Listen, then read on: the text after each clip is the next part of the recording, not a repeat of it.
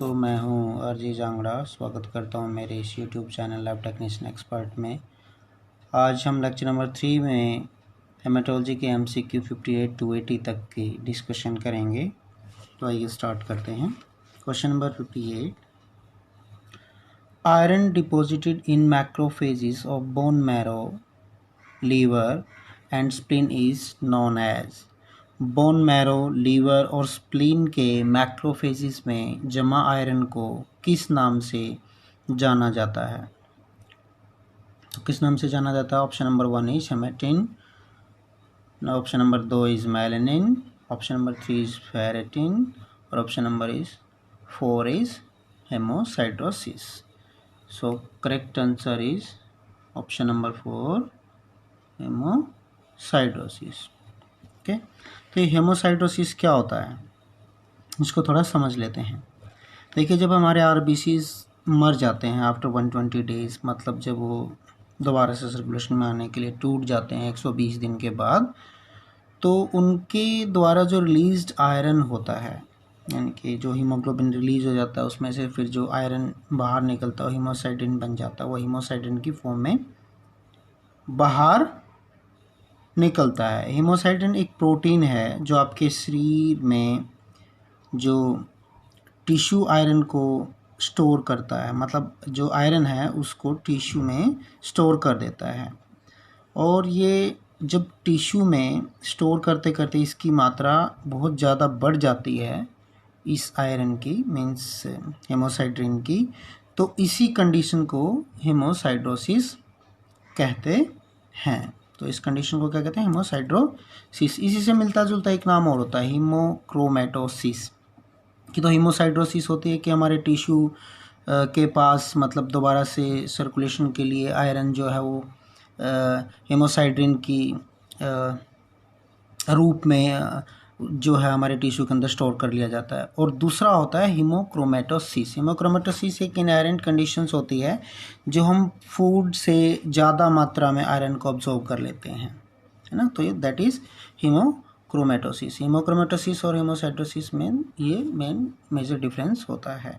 तो एक सिमिलर सा वर्ड था, इसलिए मैंने आपको इसके बारे में बताया। So move on next question. In male haemoglobin and RBC count is higher than female due to the action of hormones. पूछ रहा है कि मेल में फीमेल से HB और RBC की ज़्यादा मात्रा किस हार्मोन की वजह से होती है? तो आप सभी लोग जानते हैं कि वो हार्मोन्स क्या होता है, जो टेस्टोस्टेरोन की वजह से HB और RBC की मात्रा ज़्यादा होती है मेल में। मेल में टेस्टोस्टेरोन हार्मोन्स होता है, फीमेल में नहीं। Okay, question number 60, in which anaemia the amino acids valine is substituted for glutamic acid in each of the 2 beta chains. पूछ रहा है कि किस एनीमिया में 2 बीटा चेन में से प्रत्येक ग्लूटामिक एसिड के लिए अमीनो एसिड वेलाइन को कम किया जाता है या चेंज किया जाता है। ओके, जैसा कि आप जानते हैं कि हीमोग्लोबिन में 2 चीज़ें हैं, आयरन, हीम और प्लस प्रोटीन। आयरन के भी 2 ग्रुप होते हैं, एक आयरन होता है, एक पोरफायरिन होता है। ऐसे ही ग्लोबिन की भी 2 चेन्स होती हैं, अल्फा चेन और बीटा चेन्स। 2 अल्फा चेन्स के अमीनो एसिड होते हैं और 2 बीटा चेन्स के होते हैं। तो जो बीटा चेन्स पर ग्लूटामिक एसिड की किसको करते हैं? वेलाइन को चेंज करते हैं, ग्लूटामिक एसिड को की जगह पर।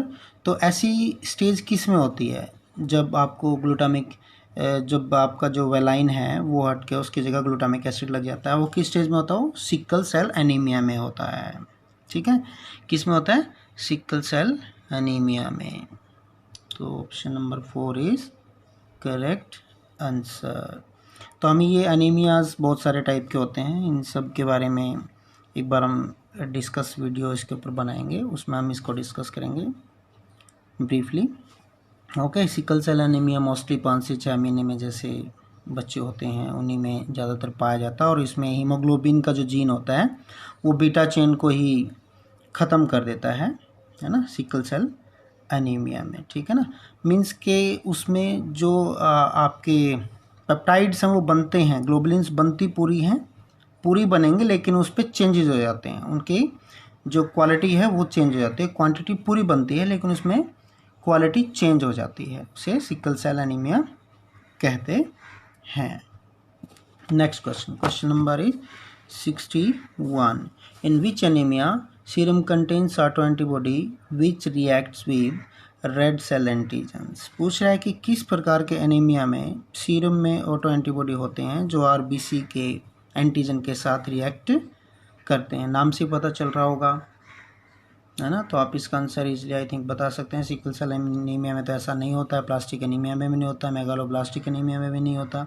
अच्छा, एक बात तो जो आपको इनमें करनी है, क्वेश्चंस ऐसे इस तरीके के जो क्वेश्चंस होते हैं उनमें जो सीखने वाली सबसे और जो तगड़े वाली स्ट्रेटेजी लगानी होती है वो क्या लगानी होती है, दैट इज़ एलिमिनेशन। एलिमिनेट करना आना चाहिए कि ये ऑप्शन तो हो नहीं सकता, ये भी नहीं हो सकता, तो बचे दो, उनमें से आप कुछ एक ट्रिकी मतलब क्वेश्चंस भी होते हैं, उनमें आप ट्रिक लगा करके भी ढूंढ सकते हैं। तो जैसे कि मैंने बोला प्लास्टिक एनीमिया में ऐसा नहीं होता, सिकल सेल एनीमिया मैंने अभी पीछे इसी क्वेश्चन में बताया था वो सिकल सेल एनीमिया में क्या होता है। मेगालोब्लास्टिक एनीमिया भी दूसरा तरीके का एनीमिया होता है। तो जो ऑटो एंटीबॉडीज़ होते हैं वो ऑटो इम्यूनोहेमोलिटिक एनीमिया की वजह से उसके साथ रिएक्ट करते हैं। सो option number 3 is the correct answer. Okay, ये ऑटो इम्यून हेमोलिटिक एनीमिया क्या होता है, इसमें जब व्यक्ति के अपने आरबीसी खुद को ही लाइज करना स्टार्ट कर देते हैं, उसके अपने मतलब खुद के ही एंटीजन उसके आरबीसीज को लाइज करना स्टार्ट कर देते हैं, उसको ऑटो इम्यून हेमोलिटिक एनीमिया कहते हैं। Question number 62, haemoglobin content of capillary blood is dash than venous blood. पूछा कि कैपिलरी ब्लड में एचबी कंटेंट विनस ब्लड से खालिस्तान होता है, क्या होता है, लेस होता है, हाई होता है, इक्वल होता है या फिर कुछ नहीं होता। तो क्या होता है इसमें, लेस होता है। ओके, कैपिलरी ब्लड में जो एचबी के कंटेंट होते हैं पूछ रहा है वो कम होते हैं विनस ब्लड के कंपैरिजन में। Okay, next question, question number 63, what is the cause of anaemia. Anaemia किस कारण से होता है। अब आप ऑप्शन पढ़ेंगे तो खुद ही समझ जाएंगे कि किन किन कारणों से होता है। आयरन की डेफिशिएंसी की वजह से भी एनीमिया होता है, एक्यूट ब्लड लॉस, बहुत ज़्यादा किसी को अगर इंजरी हो जाए, चोट लग जाए, बहुत ज़्यादा ब्लड लॉस हो जाए या फिर बोन मैरो डिप्रेशन हो जाए, तब भी इन सभी कारणों की वजह से एनीमिया हो सकता है। तो option number 4 is the correct answer. Next question, question number 64, what is the commonest cause of anaemia in India. Bharat में सबसे कॉमन कारण क्या है एनीमिया का, पूछ रहा है। तो हमारे नरेंद्र मोदी द्वारा एक स्कीम भी चलाई जा रही है जिसमें राजस्थान बहुत ज़्यादा फॉलो कर रहा है। क्या है वो आप समझ गए होंगे मेरे कहने का मतलब क्या है, that is nutritional iron deficiency, कि भी वो न्यूट्रिशन के ऊपर पूरा ध्यान दे रहे हैं। जो इंडिया में एनीमिया का सबसे बड़ा कारण है वो nutritional iron deficiency. Next question is question number 65. This anemia is caused by depression of एथ्रोपोइटिन। एथ्रोपोइटिन क्या होता है, एथ्रोपोइटिन एक्चुअली किडनी बनने वाला एक हार्मोन होता है जो पूरे बॉडी के अंदर लंग से ले जा करके ऑक्सीजन सप्लाई करता है और आरबीसी की फॉर्मेशन में हेल्प करता है। तो क्या पूछ रहा है कि एथ्रोपोइटिन की कमी से कौन सा एनीमिया हो जाता है। तो जब आरबीसी एथ्रोपोइटिन होगा नहीं तो आरबीसी का प्रोडक्शन कम होगा, तो उस कंडीशन को हम क्या बोलेंगे, हाइपोप्रोलिफरेटिव एनीमिया। क्या बोलेंगे, हाइपोप्रोलिफरेटिव एनीमिया। एक प्रकार का नॉर्मोसाइटिक नॉर्मोक्रोमिक एनीमिया होता है जिसमें आरबीसी बनते हैं कम मात्रा में लेकिन उनके अंदर एचबी की मात्रा भी बहुत कम होती है। और ऐसे में क्या हो जाता है, हाइपोप्रोलिफरेटिव एनीमिया में रेटिकुलोसाइट्स का जो इंडेक्स है वो भी हाइपोप्रोलिफरेटिव एनीमिया में कम हो जाता है। क्यों हो जाता है, क्योंकि एक सेंट्रल ओरिजिन्स होता है, मतलब प्रोडक्शन का कहाँ बनता है, बोन मैरो में बनता है। अगर एथ्रोपोइटिन ही कम हो गया तो आरबीसी का प्रोडक्शन कम होगा। तो option number 2 is hypoproliferative anaemia. Is correct answer. Question number 66, what is the most common cause of haemoglobinuria? क्या पूछ रहा है? हीमोग्लोबिनूरिया किस कारण से होता है? Option number 1 haemolytic anaemia, transfusion reaction, extensive burn. इसका option number 4 is correct answer. सभी कंडीशन में हीमोग्लोबिनूरिया हो सकता है। क्या होता है हीमोग्लोबिनूरिया? यूरिन में ब्लड का जाना is called haemoglobinuria. Next question, question number 67, dash disorder is often found due to anti-P antibody in blood. पूछता है कि कौन सा डिसऑर्डर अक्सर ब्लड में एंटी-पी एंटीबॉडी के कारण होता है। एंटी-पी एंटीबॉडी क्या होते हैं? जैसे कि आपके आरबीसी के सरफेस पर ABO एंटीबॉडी पाए जाते हैं, उसी प्रकार से पी क्लास की भी एंटीबॉडीज, एंटीजन वगैरह पाए जाते हैं। तो पूछता है कि एंटी-पी एंटीबॉडी से शरीर में कौन सा डिसऑर्डर हो जाता है? तो वो कौन सा डिसऑर्डर हो जाता है? वो होता है paroxysmal nocturnal haemoglobinuria. Option number 3 is correct answer. Okay, next question is Heinz body in RBC can be present in dash condition। RBC में Heinz बॉडी किस कंडीशन में प्रेजेंट होती हैं? Very nice question. Heinz body क्या होती हैं? पहले हम इसको एक बार थोड़ा समझ लेते हैं। Heinz एक साइंटिस्ट हैं, उन्होंने 1890 यानी कि 1890 में इसका वर्णन किया था Heinz का, तो इसलिए इसका वर्णन किया गया था, जो डेफिनेशन मैं अभी आपको बताऊंगा, तो इसलिए इसका नाम Heinz बॉडी पड़ गया था। ठीक है, तो होता क्या है, जब हमारा एक्चुअल में जो हीमोग्लोबिन, जैसे मैंने पिछली क्वेश्चंस को सॉल्व करते हुए बताया था कि उसके अंदर बीटा अल्फ़ा ग्लोबुलिन की चेन होते हैं, आयरन और प्रोफायरिन ये हेम की चेन्स होती हैं। तो इसमें होता क्या है कि जब हीमोग्लोबिन पेप्टाइड की जो बीटा चेन होती है ना, उसके जो अमीनो एसिड्स होते हैं वो ऑक्सीडेटिव, उसमें कोई ऑक्सीडेटिव इंजरी हो जाती है, उसमें से कुछ चीज़ ऑक्सीडेट हो जाती है, मतलब कुछ चीज़ उसमें से हट जाती है ना, कि जैसे केमिकल पॉइजन की वजह से, ड्रग इंटॉक्सिसिटी की वजह से, या फिर G6PD की डेफिशिएंसी की वजह से, है ना। तो इन सब चीज़ों की वजह से क्या हो जाता है, जो डीनेचर्ड हीमोग्लोबिन हो जाता है ना, जो हीमोग्लोबिन डीनेचर, अगर कोई चीज़ वहाँ से ऑक्सीडेट होगी तो हीमोग्लोबिन जो है वो डीनेचर हो जाएगा। जो डीनेचर हीमोग्लोबिन होता है वो एरिथ्रोसाइट्स यानी कि जो आरबीसी की सेल मेम्ब्रेन होती है उसके साथ अटैच हो जाता है। और आरबीसी की जो सेल मेम्ब्रेन होती है वो कैसी होती है? लचीली होती है, बिल्कुल वो कहीं भी आसानी से मुड़ के कैपिलरीज में भी ईजिली से वो ट्रैवल कर सकती है। तो जब Heinz बॉडी उसकी सेल मेम्ब्रेन के ऊपर जाके चिपक जाएगी, वो मतलब डीनेचर्ड जो हीमोग्लोबिन है वो उसकी बॉडी पे जब चिपक जाता है तो उसकी फ्लेक्सिबिलिटी कम हो जाती है, मतलब बिल्कुल बंद भी हो सकती है और कम भी हो जाती है। तो उससे वो किसी भी कैपिलरी में इजीली ट्रैवल नहीं कर पाता है। उसी को ही जो उसकी मेम्ब्रेन के ऊपर जो वो अटैच हो गया है, जो हीमोग्लोबिन डीनेचर्ड हीमोग्लोबिन, उसी एरिया को ही उसकी वजह से Heinz बॉडी बोल देते हैं। तो दैट इज़ Heinz बॉडी। वो किस किस वजह से हो सकती है? वो केमिकल पॉइजनिंग की वजह से भी हो सकती है, ड्रग इंटॉक्सिकेशंस की वजह से भी हो सकती है, और G6PD डेफिशिएंसी की वजह से भी हो सकती है। तो option number 4 is correct answer. Okay, next question है क्वेश्चन नंबर 69। क्वेश्चन नंबर 69 क्या कहता है? In which condition there is abnormality in the synthesis of polypeptide chain of globin in haemoglobin. Question में पूछ रहा है कि किस कंडीशन में हीमोग्लोबिन का जो ग्लोबिन के पेप्टाइड चेन के सिंथेसिस में एबनॉर्मलिटीज़ हो जाती है।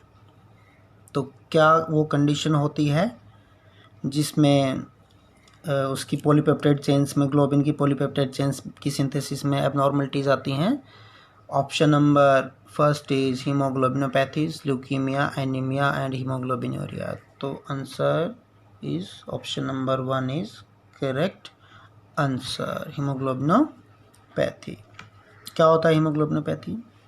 यह ग्रुप ऑफ डिसऑर्डर्स एक्चुअली, है ना, डिसऑर्डर्स का एक ग्रुप होता है ना, जो इंक्रीज होता है। इसमें हीमोग्लोबिन मॉलिक्यूल्स की जो स्ट्रक्चर और प्रोडक्शन दोनों ही एबनॉर्मल हो जाती हैं।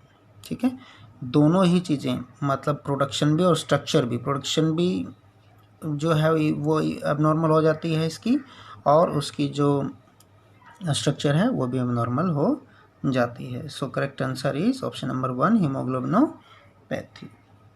Next question, question number 70, which anaemia is known as Cooley's anaemia और मेडिटेरियन सी एनीमिया? बहुत इंपॉर्टेंट क्वेश्चन है और आई थिंक ये सबको पता भी होना चाहिए, नॉलेज भी होनी चाहिए इसके बारे में।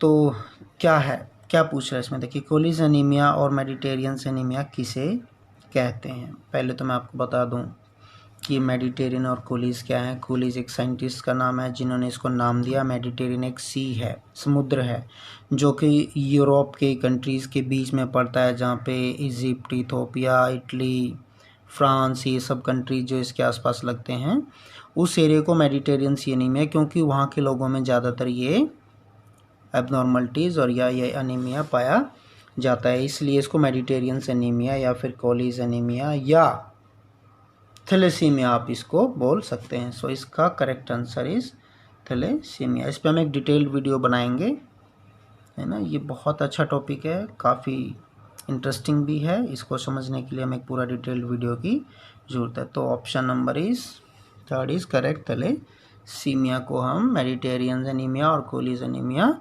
बोलते हैं। ओके, बात करते हैं क्वेश्चन नंबर 71 की। In B thalassaemia, beta thalassaemia minor, amount of dash haemoglobin is reduce. Beta thalassaemia minor में कौन से एचबी की मात्रा कम हो जाती है? जैसे मैंने आपको पहले बताया था, अल्फा बीटा की चेन्स होती हैं ग्लोबिन की। तो ये पूछता है कि बीटा थैलेसीमिया माइनर्स, नाम से ही पता चल रहा है। ओके, तो ये ज़्यादातर किस में होता है? HbA अडल्ट हीमोग्लोबिन्स में होता। पूछ रहा है beta, alpha beta chains thalassaemia HbA। तो option number first is correct, HbA in beta thalassaemia minor. Beta thalassaemia minor HbA में रिड्यूस कर देता है। Okay, the dilution factor of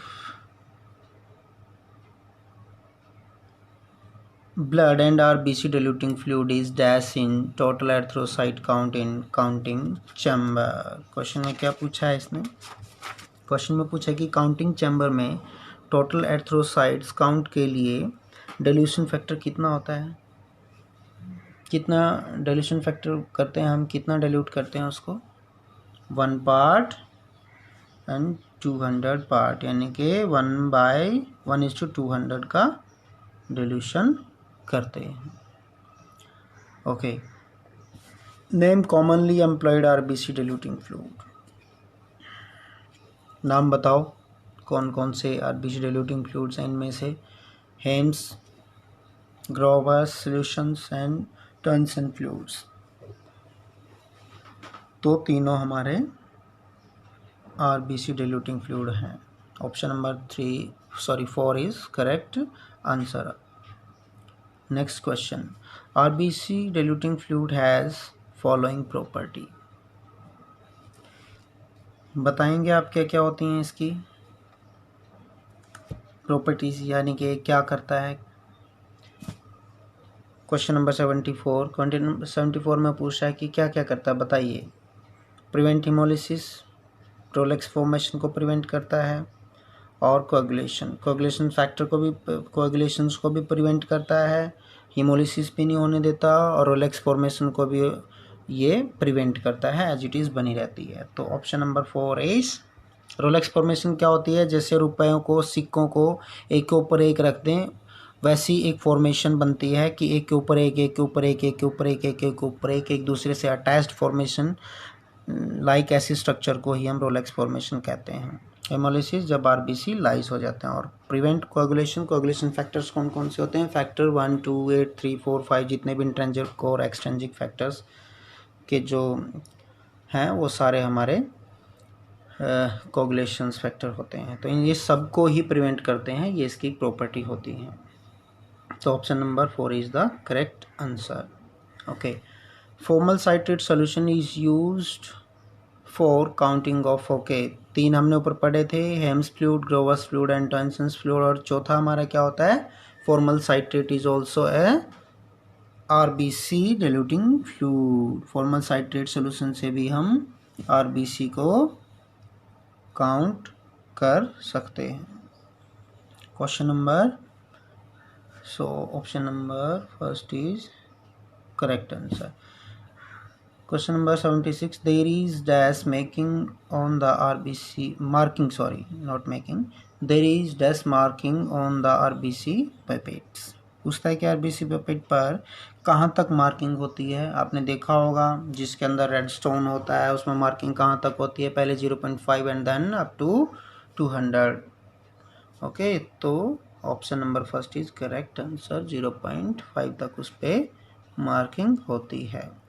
next question, question number 77। Which finger is most commonly use for pricking. Pricking के लिए सबसे common उंगली कौन सा यूज करते हैं, लेफ्ट हैंड की फिंगर, जो रिंग फिंगर होती है वही हम इसमें यूज करते हैं। सो correct answer is first.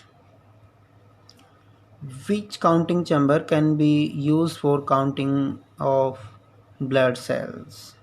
Blood cells को काउंट करने के लिए कौन सा काउंटिंग चैम्बर यूज़ किया जाता है, न्यू बार काउंटिंग चैम्बर करते हैं, ब्रोकर्स काउंटिंग ये भी करते हैं, इम्प्रूव्ड न्यू बार काउंटिंग चैम्बर। तो तीनों ऑप्शन करेक्ट, हम तीनों तरीके के काउंटिंग चैम्बर्स जो हैं उनको यूज़ करते हैं। Option number 4 is correct answer. Area of this counting chamber is 16 millimetre square. पूछ रहा है कि कौन से काउंटिंग चैम्बर का एरिया 16 मिलीमीटर स्क्वायर होता है। बताएंगे आप कौन सा ऐसा काउंटिंग चैम्बर्स होता है। Option number 3 is correct answer, फोर्सेंट्रल काउंटिंग चैम्बर, जिसमें हम क्या करते हैं, सेरेब्रोस्पाइनल फ्लूइड्स की काउंटिंग करते हैं सेल्स काउंट करने के लिए। Okay, question number 80। How many smaller scale are used for counting RBC in the chamber? RBC count के लिए काउंटिंग चैम्बर के कितने स्मॉलर स्क्वायर काउंट करते हैं, कितने करते हैं। Option number 3 400। तो 400 करते हैं। कैसे, हम जो बीच वाला काउंटिंग चैम्बर का स्केयर्स होता है, बड़ा स्केयर्स होता है, उस जिसके अंदर 25 छोटे छोटे स्मॉल स्केयर होते हैं, उसके अंदर 16 उसके एक, मतलब एक जो बीच वाला स्क्वायर रहता है उस स्क्वायर में क्या करते हैं, वो 1 by 1 का रहता है, उसको 16 पार्ट में डिवाइड कर देते हैं, फिर उनको सारे को 25 में भी डिवाइड कर देते हैं, 16 × 25, यानी कि एक 5 बन जाते हैं, 5 को फिर 16 मतलब एक में 5 बनती हैं लाइंस, फिर ऐसे 16 हैं, 16 में करते जाएंगे, 5 5 की 25 होगी, तो 16 × 25 इज इक्वल टू 400 स्क्वायर जो हैं वो बन जाते हैं, जिनको हम आरबीसी के लिए यूज़ में लेते हैं। तो धन्यवाद दोस्तों, ये वीडियो देखने के लिए। शेयर, लाइक और सब्सक्राइब और बेल का बटन जरूर दबाएं। आगे इसी तरह की और वीडियो देखने के लिए बने रहें मेरे यूट्यूब चैनल पर। सो धन्यवाद।